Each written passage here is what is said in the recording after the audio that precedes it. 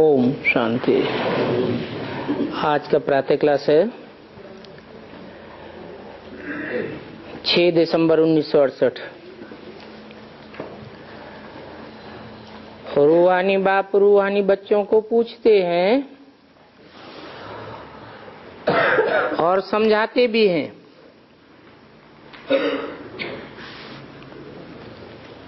समझाते भी हैं और पूछते भी हैं।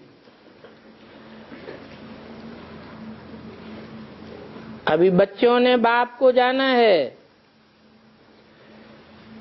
बल कोई सर्वव्यापी भी कहते हैं,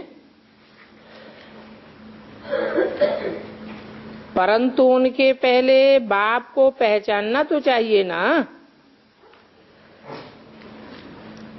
कि बाप कौन है। पहचान कर कहना चाहिए बाप का निवास स्थान कहाँ है।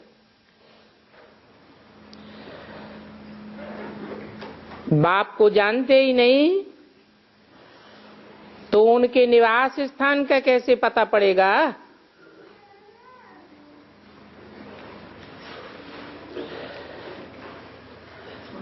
तो कह देते हैं वो तो नाम रूप से न्यारा है,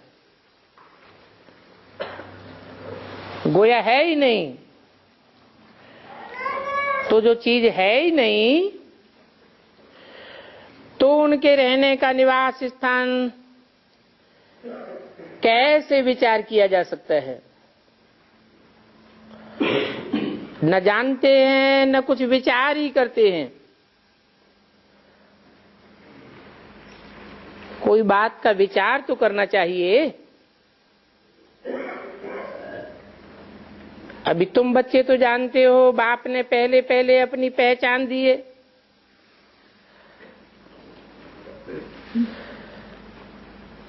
पहले अपनी पहचान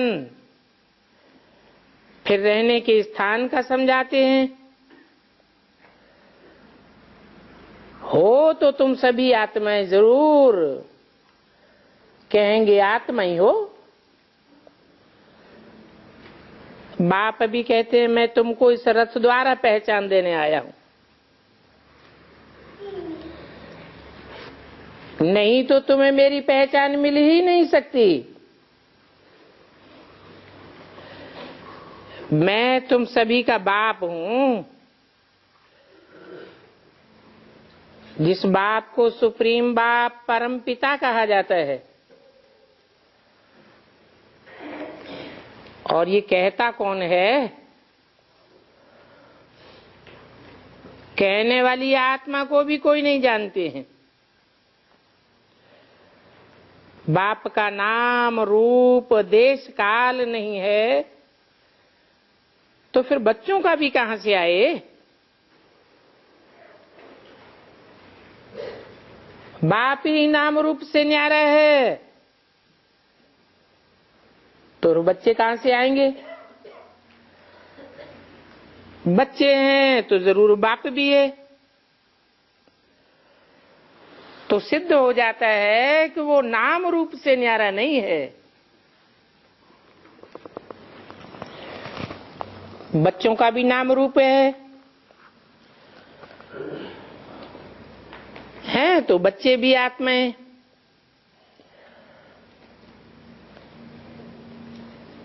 आत्माओं का रूप जरूर है, बल कितना भी सूक्ष्म हो। आकाश सूक्ष्म है तो भी उसका नाम तो है। जैसे ये पोलार सूक्ष्म है वैसे बाप भी बहुत सूक्ष्म है। बच्चे वर्णन भी करते आए हैं वंडरफुल सितारा।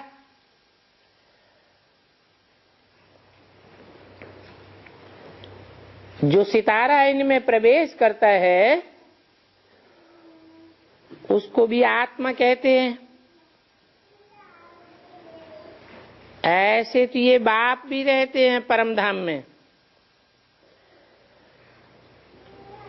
जैसे तुम बच्चे परम धाम के रहने वाले हो तो जिस वस्तु का रहने का स्थान है ऊपर नजर जाती है, ऊपर इशारा करके अंगुली से याद तो करते हैं ना, तो जरूर जिसको याद करते हैं कोई वस्तु होगी। कहते तो है ना परमपिता परमात्मा, फिर भी नाम रूप से न्यारा कहना, इसको अज्ञान कहा जाता है। तो बाप को जानना, इसको ज्ञान कहा जाता है। ये भी तुम समझते हो कि पहले तो हम भी अज्ञानी थे, क्योंकि बाप को नहीं जानते थे और अपन को भी नहीं जानते थे। अभी तुम समझते हो हम आत्मा हैं, शरीर तो नहीं है। हम तो अविनाशी आत्मा हैं, शरीर तो विनाशी हो जाता है, आत्मा को अविनाशी कहा जाता है। तो जरूर आत्मा कोई चीज है, कोई नाम नहीं होता जो अविनाशी हो। अविनाशी अर्थात विनाश को नहीं पाता, तो जरूर कोई वस्तु है। बच्चों को अच्छी रीति समझाया गया है। मीठे मीठे बच्चों, जिनको बच्चों बच्चों कहते हैं, वो भी आत्मा अविनाशी हैं। ये आत्माओं का बाप परमपिता परमात्मा बैठ समझाते हैं। ये खेल एक ही बार होता है, जबकि बाप आकर बच्चों को अपना परिचय देते हैं। कहते हैं कि मैं भी पार्टधारी हूं इस रंगमंच पर। कैसे पार्ट बजाता हूं ये भी तुम्हारी बुद्धि में है। पुराने अर्थात पतित आत्मा को नया अर्थात पावन आत्मा बनाते हैं, तो शरीर भी तुम्हारा पावन बन जाता है। ये बात तो तुम्हारी बुद्धि में है। अभी तुम बाबा बाबा कहते हो, जानते हो कि ये पाठ तो चल रहा है ना। आत्मा कहती है बाबा आया हुआ है, हम बच्चों को घर शांति धाम ले जाने के लिए आया है। शांति धाम के बाद है सुख धाम।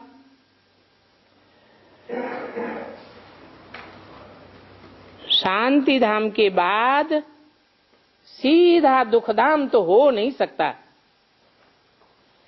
क्यों नहीं हो सकता?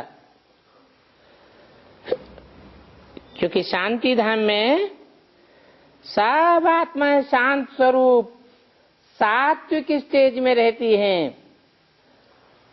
जो सात्विक स्टेज वाली आत्माएं हैं वो दुख तो भोग ही नहीं सकती। तो नई दुनिया को सुखधाम कहा जाता है।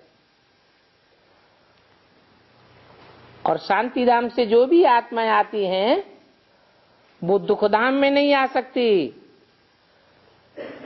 जरूर सुखधाम में ही आवेंगी।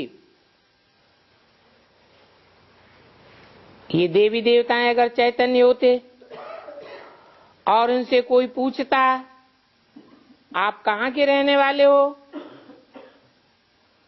तो कहते कि हम तो स्वर्ग के रहने वाले हैं। परंतु ये सब बातें ये जड़ मूर्तियां तो नहीं कह सकती। लेकिन तुम तो कह सकते हो ना कि हम असल में स्वर्ग के रहने वाले हैं। पहले भी स्वर्ग के रहने वाले देवताएं थे, फिर 84 का जन्म चक्कर लगा करके हम संगम पर आए हैं। तो ये ट्रांसफर होने का पुरुषोत्तम संगम युग है। बच्चे जानते हैं हम बहुत उत्तम पुरुष बनते हैं। हर 5-4 वर्ष के बाद सतो प्रधान बनते हैं, और सतो प्रधान भी नंबरवार कहेंगे। एक जैसे सत्व प्रधान सभी नहीं बन सकते। तो ये सारा पार्ट आत्माओं को मिला हुआ है। ऐसे नहीं कहेंगे कि मनुष्यों को पार्ट मिला हुआ है, वो तो अल्पकाल का ड्रामा होता है जहां मनुष्य पार्ट बजाते हैं। अल्पकाल का रंगमंच होता है, उसे तो हद का कहेंगे। ये है बेहद का रंगमंच। तो अहम आत्मा को यहां पार्ट मिला हुआ है। मैं आत्मा 84 जन्म लेती हूं। हम आत्मा वारिसदार हूं, और जो वारिस होते हैं वो हमेशा मेल होते हैं, फीमेल वारिस नहीं होती है। तो अभी तुम बच्चों को ये पक्का समझना है कि हम आत्मा आत्मा भाई भाई हैं, हम वारिसदार हैं, हम मेल हैं। सभी को वेद के बाप से वर्षा मिलता है, हद के लौकिक बाप से सिर्फ बच्चे को वर्षा मिलता है, बच्ची को तो मिल नहीं सकता। ऐसे भी नहीं है आत्मा सदैव फीमेल ही बनती है, नहीं। एक जन्म में मेल, एक जन्म में फीमेल बनती है। कभी कभी लगातार 2 जन्म भी मेल या फीमेल बन सकते हैं। तो बाप समझाते हैं कि आत्मा का पार्ट है मेल फीमेल बनने का। इस समय तो तुम सभी मेल्स हो, बल चोला स्त्री का है, परंतु जानते हो कि जन्म जन्मांतर के स्वभाव संस्कार के अनुसार हम रुद्र शिव के बच्चे हैं, मेल्स हैं। और सभी आत्माओं को एक बाप से वर्षा मिलता है, तो सभी बच्चे ही बच्चे हैं, और सभी बच्चों का हक है एक बाप से वर्षा लेने का। बाप भी कहते हैं, हे बच्चों, तुम सभी आत्माएं मेल्स हो, हमारे रूहानी बच्चे हो। फिर पार्ट बजाने के लिए इस रंगमंच पर मेल्स फीमेल्स दोनों चाहिए, तब तो मनुष्य सृष्टि की वृद्धि हो। इन बातों को तुम्हारे सिवाय कोई भी नहीं जानते हैं। 6/12/68 की वाणी का दूसरा पेज। बल कहते तो हैं कि हम सभी ब्रदर्स हैं, परंतु ऐसे ही बेसमझी से कह देते हैं। ये थोड़ा ही जानते हैं कि आत्मिक स्थिति में स्थित होने वाले बाप से डायरेक्ट वर्षा लेने वाले हम थोड़े से बच्चे हैं। अभी तुम कहते हो बाबा आपसे तो हमने अनेक बार वर्षा लिया है, तो अनेक बार वर्षा लेने के कारण तुम्हारी आत्मा को पक्का हो जाता है। तो आत्मा जरूर बाप को याद करती है, कहती ओ बाबा रहम करो, बाबा आप आओ, हम आपके सभी बच्चे बनेंगे। अभी हम देह सहित देह के सभी संबंध छोड़ आपको ही याद करेंगे। बाप ने समझाया है अपन को आत्मा समझ, बाप को याद करो। जानते हो बाप से हम वर्षा कैसे पाते हैं? हर 5000 वर्ष के बाद हम ये देवता कैसे बनते हैं, ये भी तो जानना चाहिए ना। स्वर्ग का वर्षा किससे मिलता है, ये अभी तुम समझते हो। किससे मिलता है? जो सदैव स्वस्थिति में रहने वाला है वो एक ही बाप से वर्षा मिलता है। इब्राहिम बुद्ध क्राइस्ट को भी धर्म पिता कहा जाता है, वो भी ग्रेट फादर्स कहे जाते हैं, परंतु वो सदैव आत्मिक स्थिति में स्थित नहीं रहते। उनके लिए भी कहते हैं कि कोई ग्रेट ग्रेट ग्रैंडफादर और है जिससे उनको भी वर्षा मिलता है। बाकी बाप कोई स्वर्गवासी नहीं है। तुम बच्चे तो स्वर्गवासी बनते हो, बच्चों को ही बाप स्वर्गवासी बनाते हैं, खुद तो और ही टेम्परेरी नरकवासी आकर के बनते हैं। तुम बाप को बुलाते भी हो, जब बुलाते हो तब तुम तमो प्रधान होते हो। जानते हो ये तमो प्रधान दुनिया है, पहले सतो प्रधान थी। 5000 वर्ष पहले लक्ष्मी नारायण का राज्य था। इन बातों को, इस पढ़ाई को अभी तुम जानते हो। ये मनुष्य से देवता बनने की पढ़ाई है। कहते भी हैं मानुष से देवता किए करतन लागी बार। बच्चा वारस बना और प्राप्ति हुई। बाप कहते हैं तुम सभी आत्मा मेरे बच्चे हो, तुमको वर्षा देता हूं, तो जरूर तुम भाई भाई हो। तुम्हारे रहने का स्थान मूल वतन है, अथवा कहें कि निर्वाण धाम, वहां वाणी से परे होकर रहते हो। उसको निराकारी दुनिया भी कहा जाता है। वहां आवाज का गम नहीं है और सभी आत्माएं वहां रहती हैं। कहां रहती हैं? कहेंगे सूरज चांद सितारों से भी पार। वो तुम्हारा स्वीट साइलेंस घर है,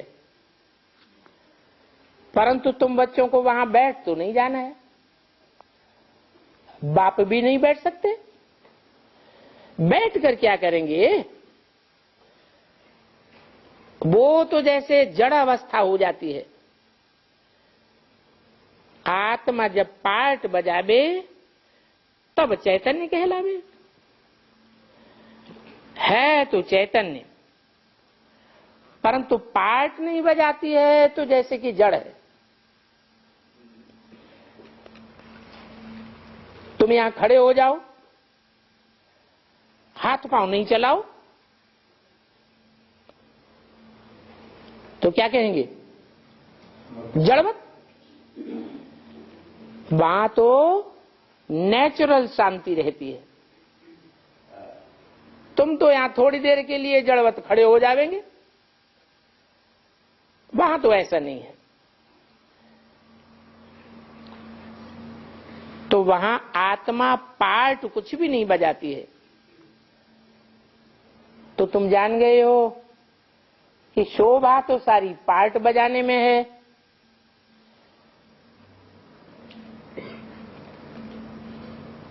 इसलिए कहते हैं कि त्रिमूर्ति में अगर शंकर को न रखा जाए तो शोभा ही नहीं हो। तो पार्ट बजाने में शोभा हुई ना। अब शांति धाम में क्या शोभा होगी? वहां तो आत्मा जड़वत पड़ी रहती है। वहां न सुख की वासना है और न दुख की वासना है। कोई पार्ट नहीं बजाती है। तो वहां रहने से भी क्या फायदा है?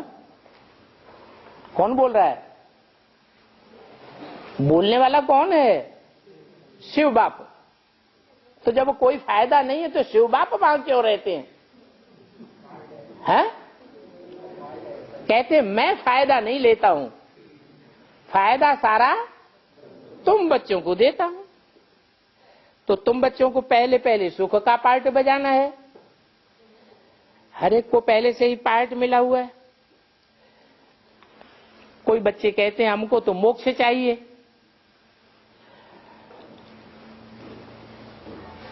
आत्मा तो जैसे बुदबुदा है, सागर में बुदबुदे उठते हैं, फिर सागर में मिल जाते हैं, लीन हो जाते हैं, बस। तो उनका कहना है कि आत्मा जैसे है ही नहीं, कुछ भी पार्ट न बजावे तो कहेंगे जड़। चैतन्य होकर भी जड़ जैसे है तो फायदा क्या हुआ। तो सभी को पार्ट तो जरूर बजाना है। हाँ, मुख्य हीरो हीरोइन का पार्ट कहा जाता है। तुम बच्चों को हीरो हीरोइन का पार्ट बजाने से टाइटल भी मिलता है हीरो हीरोइन। आत्मा यहां पार्ट बजाती है। पहले सुख का राज्य करते हैं, फिर रावण के राज्य में दुखी हो जाते हैं। अभी बाप कहते हैं तुम बच्चे अभी सभी को पैगाम दो, खुद भी टीचर बन करके औरों को समझाओ। जो बच्चे टीचर नहीं बनते हैं तो फिर उनका पद कम हो जाएगा। टीचर बनने बगैर कोई बच्चे को आशीर्वाद नहीं मिल सकती। किसको पैसा देंगे तो जरूर उनको खुशी होगी। दया करते हैं ना, अंदर में समझते हैं कि ब्रह्मा कुमारियां हमारे ऊपर बहुत दया करती हैं, वो हमको क्या से क्या बनाए देती है। अब यूं तो महिमा तो एक बाप की करना चाहिए, बोलना चाहिए वाह वाह वाह वाह, आप इन बच्चों के द्वारा हमारा कितना कल्याण करते हो। तो कल्याण भी कोई के द्वारा तो होता है ना। तो कल्याणकारी बाप के कल्याणकारी बच्चे चाहिए। बाप को भी करण का रावणहार कहा जाता है। तुम्हारे द्वारा कराते हैं, तुम्हारा कल्याण होता है तो फिर तुम औरों की कलम लगाते रहते हो। तो जैसे जैसे जो सर्विस करते हैं वैसा वैसा ऊंच पद पाते हैं। राजा बनना है तो प्रजा जरूर बनानी पड़ेगी। फिर जो अच्छे अच्छे नंबर में आते हैं वो राजा बनते हैं। राजाओं की माला बनती है ना, तो अपन से पूछना चाहिए कि माला में हम कौन सा नंबर बनेंगे। अपनी आत्मा का साक्षात्कार तो करना चाहिए ना। ये तो जानते हो कि 9 रत्न मुख्य हैं,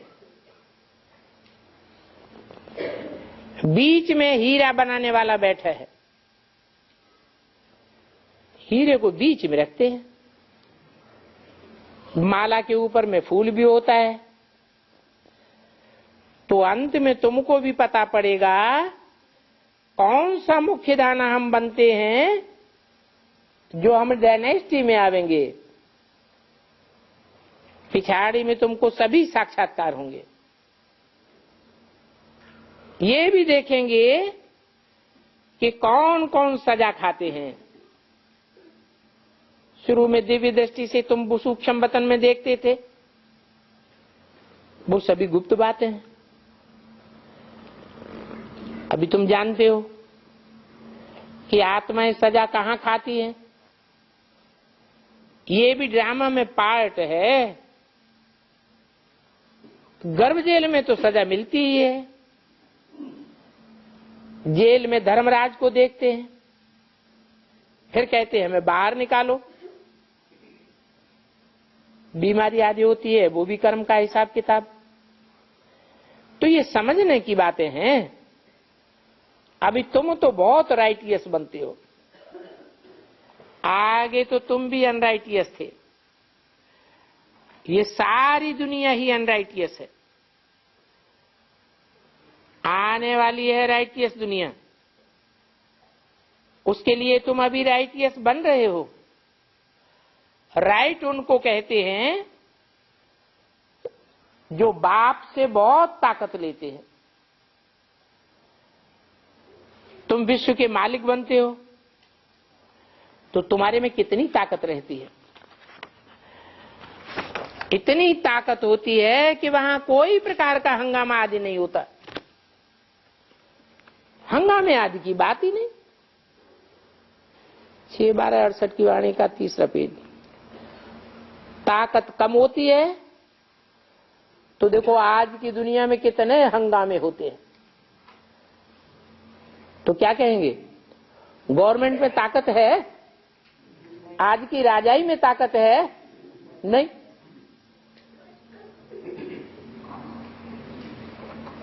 पुलिस के बल पर शासन चलाते हैं। गुंडे तो गुंडे होते ही हैं, पुलिस उनका भी गुरु बन के बैठ जाती है।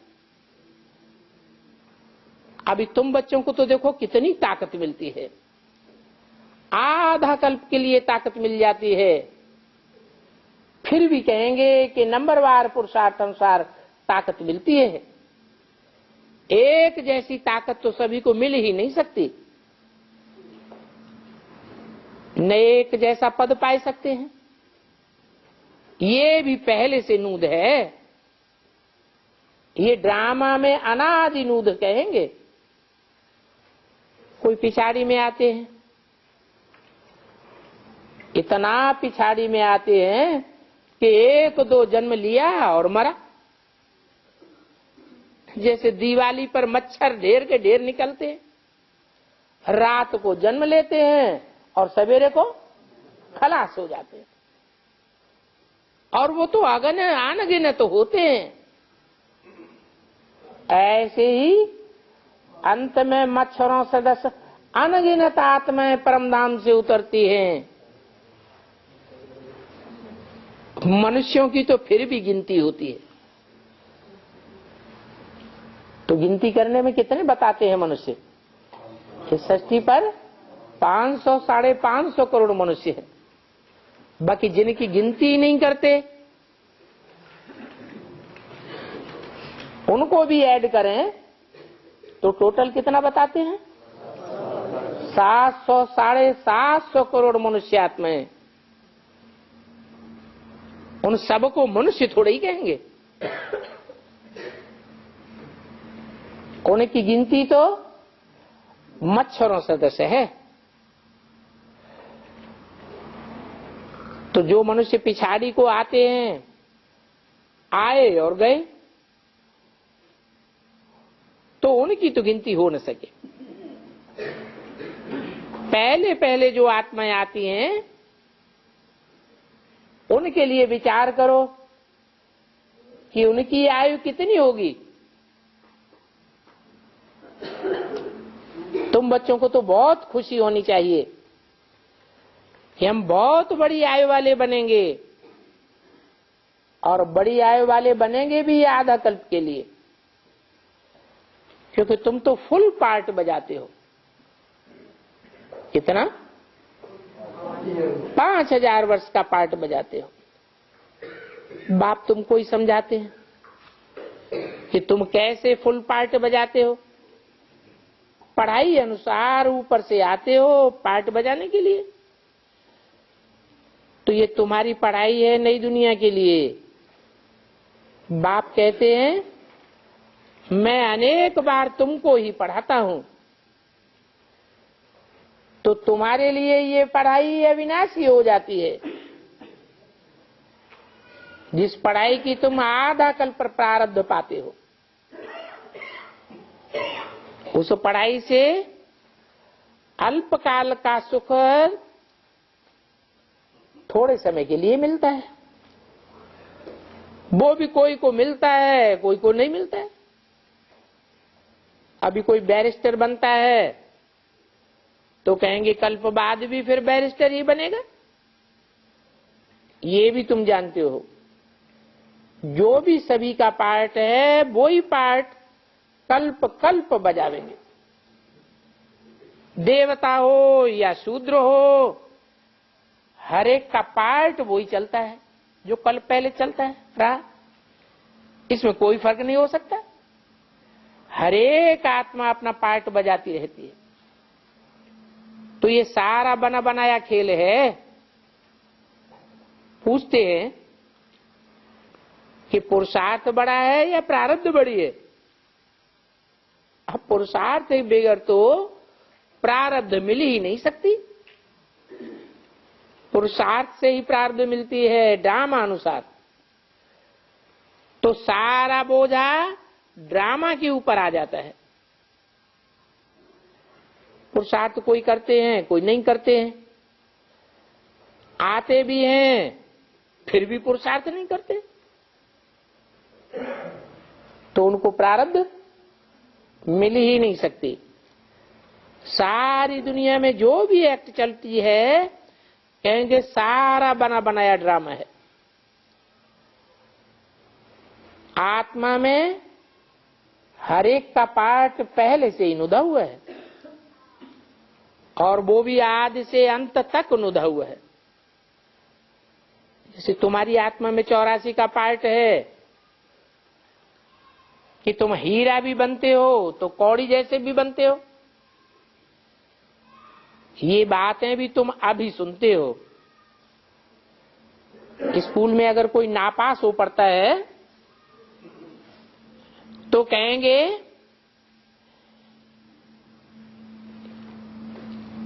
कि ये ऑन आउट बुद्धि है, इसको धारणा नहीं होती है। इसको कहा जाता है वैरायटी झाड़। इसमें सभी फीचर्स वैरायटी है। एक भी पत्ते का आकार प्रकार हूबहू जैसा दूसरे से मिल नहीं सकता। तो ये वैरायटी झाड़ का नॉलेज भी बाप ही समझाते हैं। कल्प वृक्ष पर समझाते हैं ना। ये बड़ के झाड़ का मिसाल भी इस मनुष्य सृष्टि के वृक्ष पर है, जिस झाड़ की शाखाएं बहुत फैलती हैं। बच्चे समझते हैं हमारी आत्मा अविनाशी है, शरीर तो विनाश हो जाएगा। आत्मा ही ज्ञान को धारण करने वाली है। आत्मा ही 84 जन्म लेती है, शरीर तो बदलता जाता है। आत्मा वो ही है। आत्मा भिन्न भिन्न शरीर लेकर के पार्ट बजाती रहती। तो ये नई बात हो गई। अभी तुम बच्चों को ये समझ मिली है, कल पहले भी तुमने ऐसे ही समझा था। बाप आते भी है भारत में, और दूसरे कोई देश में तो आते नहीं। तो तुम सभी को पैगाम देते रहो। दूसरे धर्म दूसरे देश वालों को भी पैगाम तो देना है ना। कोई भी ऐसा नहीं रहेगा जिसको पैगाम न मिले। जिसको पैगाम न मिले ऐसी एक भी आत्मा नहीं होगी। तो ये पैगाम सुनना ये सभी का हक है। जो भी मनुष्य मात्र की आत्माएं हैं सभी को पैगाम मिलेगा कि बाप आया हुआ है। फिर सब अपना नंबरवार पुरुषार्थ अनुसार बाप से वर्षा लेंगे। बाकी कुछ तो सुनेंगे ना। पैगाम सुनना भी सभी का हक है। सुनेंगे तो वर्षा भी लेंगे। फिर भी बाप के बच्चे हैं। बाप समझाते हैं तुम आत्माओं का मैं बाप हूं। मेरे द्वारा इस रचना की आदि मध्य अंत को जानने से तुम यह लक्ष्मी नारायण जैसा पद पाते हो। बाकी तो सभी मुक्ति में चले जाएंगे। तुम जीवन मुक्ति में जाते हो। बाकी बाप सदगति तो सभी की करते हैं, तो इन बातों में कुछ तो राज होगा। गाते भी हैं हो प्रभु तेरी लीला, तो क्या लीला करते हैं, लीला कैसी है? ये लीला है पुरानी दुनिया को बदलने की, तो मालूम होना चाहिए कि लीला क्या है, और इस लीला को मनुष्य ही जानेंगे, जानवर तो नहीं जानेंगे। बाप भी तुम बच्चों को आकर के सभी बातें समझाते हैं, इसका मतलब तुम बच्चे क्या हो? तुम बच्चे मनुष्य हो, और बाकी सब है? जो नहीं समझते हैं, जिनको नहीं समझाते हैं, वो क्या हुए? बाप नॉलेजफुल है। तो जो बाप नॉलेजफुल है, वो अपने बच्चों को भी नॉलेजफुल बनाते हैं। बाकी तुम भी नंबरवार नॉलेजफुल बनते हो, एक जैसे नॉलेजफुल तो बन नहीं सकते। जो स्कॉलरशिप लेने वाला होगा वो भी नॉलेजफुल कहलावेगा। वो भी कैसे उतरते हैं और कैसे चढ़ते हैं, ये सभी बातें और कोई की ताकत नहीं है जो बता सके। भारत स्वर्ग था, फिर भारत ही कैसे नरक बनता है, ये बातें तुम जानते हो। ये सारा सृष्टि का चक्र बुद्धि में याद रखना चाहिए। इस नॉलेज से ही पद मिलता है, और पद भी मिलता है नंबरवार पुरुषार्थ अनुसार। तो जरूर कहेंगे इस नॉलेज को नंबरवार पुरुषार्थ अनुसार ही धारण करते हैं। अच्छा, बच्चों को गुड मॉर्निंग। एक छोटा सा रात्रि क्लास है,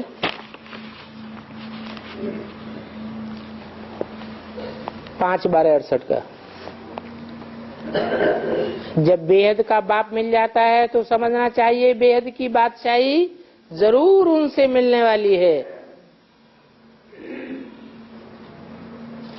क्योंकि बाप ही बेहद की बादशाही देने वाला है। और वास्तव में वो बादशाही भी अभी नहीं दे सकते हैं। हाँ, तुम श्रीमत पर पूरा चलेंगे तो बादशाही तुमको जरूर मिलेगी, बाकी देने की चीज नहीं है, ये तुम्हारे ऊपर है। पढ़ाई में बाप डायरेक्शन देते हैं, क्या डायरेक्शन खास देते हैं? पवित्र बनो, योगी बनो। ऐसे नहीं कि हम कैसे बाबा को याद करें। अरे जितना पवित्र बुद्धि बनेंगे तो बाबा ऑटोमेटिक याद आवेगा। बच्चे ये बात पूछ नहीं सकते कि हम कैसे याद करें। बच्चे तो ऑटोमेटिक बाप को याद करते हैं, और बच्चे ये भी जानते हैं कि बाप तो एवर प्योर है। बाप को जान लिया कि पतित से पावन कैसे बनाते हैं, वो भी समझ की बात है। एवर प्योर है तो जरूर पतितों को पावन बनाने की कोई तो युक्ति होगी।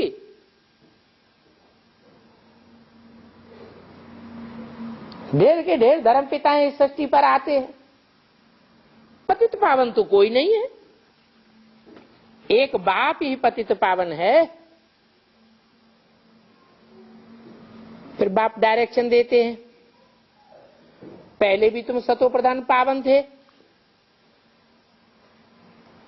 फिर अभी 2500 वर्ष के अंदर क्या बन गए? तमो प्रधान पतित बन गए। कैसे बन गए? अभी फिर तुमको सतो प्रधान बनना है, तो सोचना चाहिए ना कैसे बनेंगे। ये सिर्फ बाप ही नहीं है, ये टीचर भी है, अच्छी रीति समझाते हैं, रास्ता बताते हैं कि ऐसे तुम पावन नहीं बन सकेंगे। सारी मुश्किलात पावन बनने की है, और इसी बात में सारी मेहनत है। किस बात में? पावन बनने में। पावन बनने से ही बाप की याद तीखी आती है, पतित बनने से बाप की याद उड़ जाती है, ज्ञान भी उड़ जाता है। तो फिर पतित तो नहीं बनना चाहिए। कहते हैं पावन बने, परंतु माया बनने नहीं देती है, बार बार गिरा देती है। बच्चियां कोई सपूत होती हैं, कोई बच्चे कपूत होते हैं, कुमारियां लज्जायमान होती हैं, कुमार बड़े निर्लज्ज होते हैं। अब उनकी बनावट ही ऐसी है।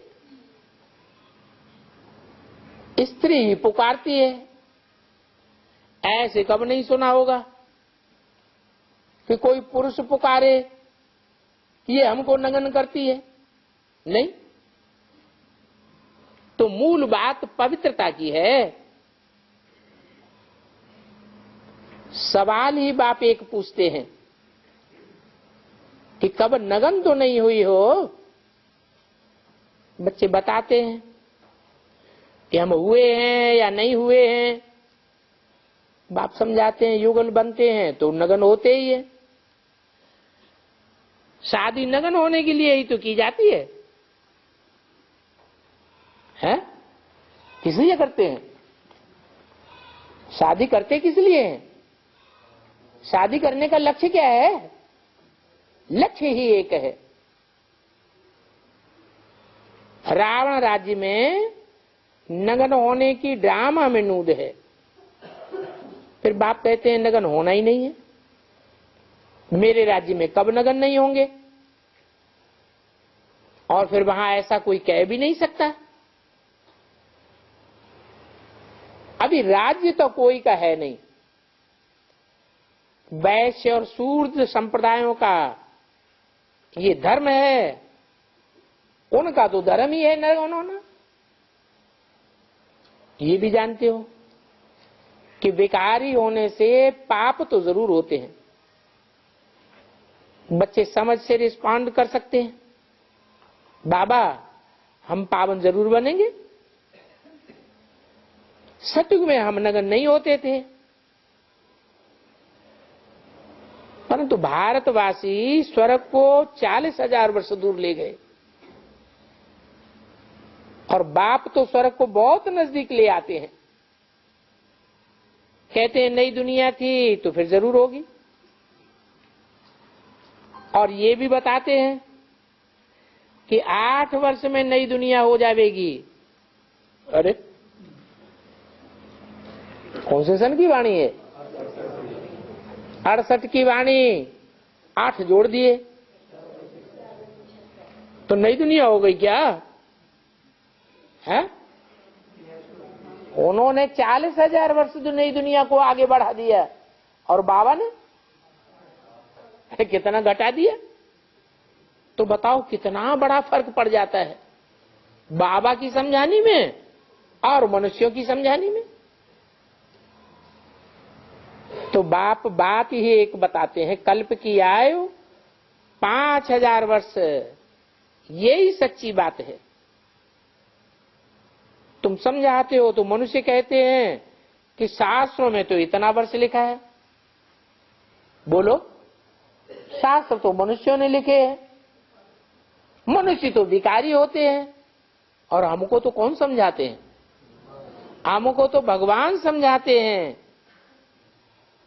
भगवान कोई विकारी होता है क्या? मनुष्य शास्त्र बनाते हैं, यहां तो भगवान बैठ पढ़ाते हैं। तो कितना फर्क हो जाता है। बाप कहते हैं शास्त्र भक्ति मार्ग में होते हैं। अब भक्ति को कितना समय हुआ होगा, बच्चे समझते हैं। मनुष्य तो बिल्कुल घोर अंधियारे में।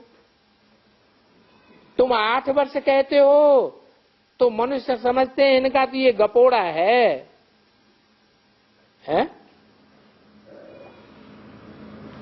गपोड़ा है? मनुष्य समझते हैं गपोड़ा है। हम समझते थे कि नहीं है? कोई पुराने यहां बैठे हैं जिन्होंने मुरली में उस समय सुना हो कि नई दुनिया आने में 8 वर्ष रह गए?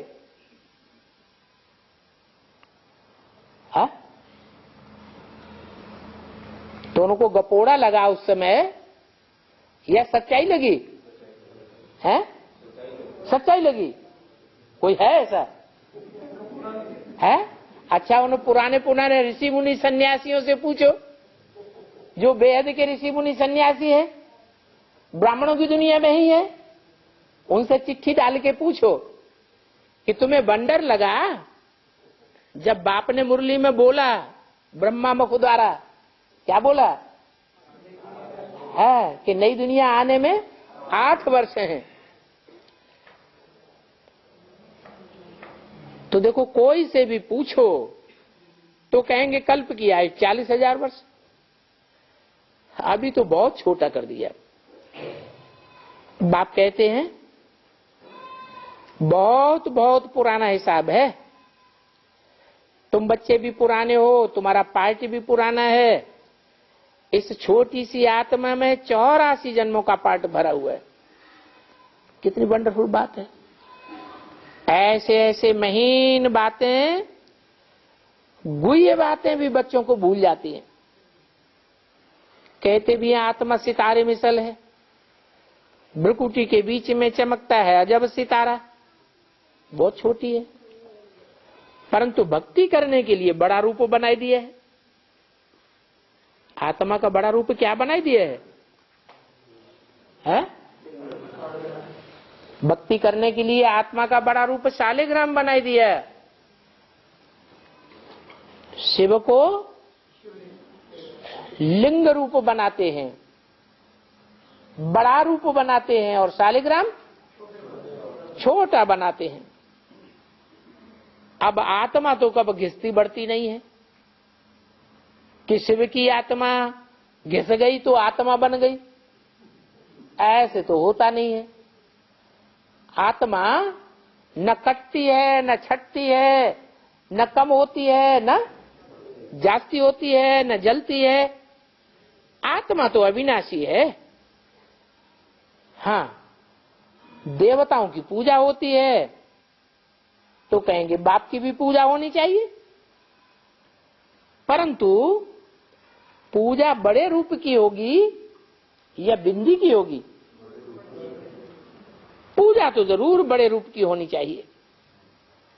अभी मैं तुमको पावन बनाता हूं, पास्ट बच्चों को याद आता है, अपना घर भी बच्चों को याद आता है। जानते हो बाप और आत्माएं दोनों निर्वाण धाम में रहने वाली हैं। वहां से तुम पार्ट बजाने के लिए आते हो सुखधाम में, तो समझाया जाता है स्वर्ग से नरक, नरक से स्वर्ग कैसे होता है। वो बात तुम्हारी बुद्धि में आ गई। बीच में संगम पर बाप आते हैं। इस बात को जो नहीं समझते हैं कि बाप आते हैं, उनको तुच्छ बुद्धि कहा जाता है।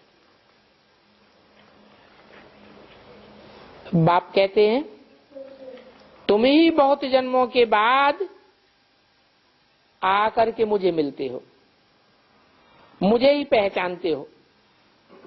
बाप सुप्रीम फादर है, सुप्रीम टीचर है, सदगुरु है, ऊंचते ऊंचे है, ये तुम जानते हो। तुम्हारी बुद्धि में ये 84 के चक्र का नॉलेज है। तुम बरोबर जानते हो कि सतयुग में इनका राज्य था, अभी हम भी वही बन रहे हैं। तुम्हारे दिल में जचता भी है, परंतु बीच बीच में माया बुलाई देती है। बाप कहते हैं जैसे मैं सर्वशक्तिवान हूं, माया रावण भी सर्वशक्तिवान है। बाकी शिव की जीत भी भारत में है और रावण की जीत भी भारत में ही होती है। अभी किसकी जीत का टाइम है?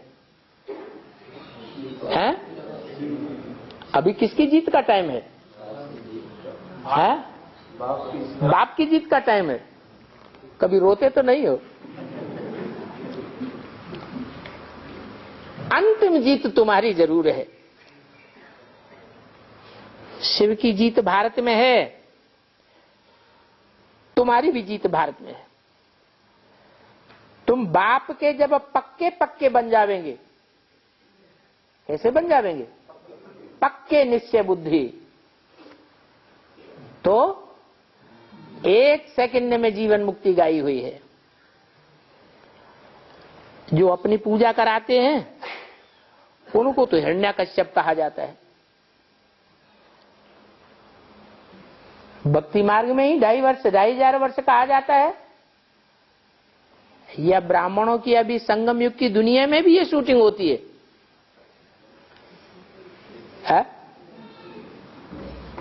अरे भक्ति मार्ग के 2,500 वर्ष में हिरण्यकश्यप की जो पूजा होती है, जो अपनी बैठ पूजा कराते हैं उनको हिरण्यकश्यप कहा जाता है।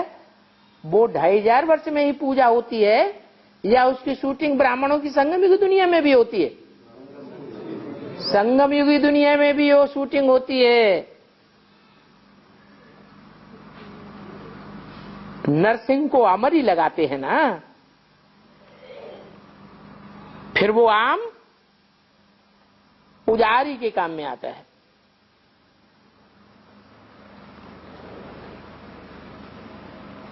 जब उत्तरायण होता है तो कितने आम आते हैं, फिर वो सारे बेच देते हैं। सिंध में ये सब बहुत होता है, क्योंकि बाप भी सिंध में आते हैं, मगध देश में आते हैं। ये क्या बात हुई? दो बातें कैसे?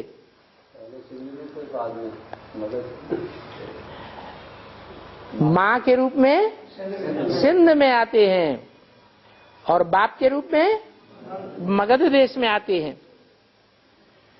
जो बाप भी है, टीचर भी है, वो गुप्त टीचर है, तो पढ़ने वाले भी गुप्त हैं। आत्मा भी गुप्त है, बाप भी गुप्त है। अच्छा, बच्चों को गुड नाइट और नमस्ते।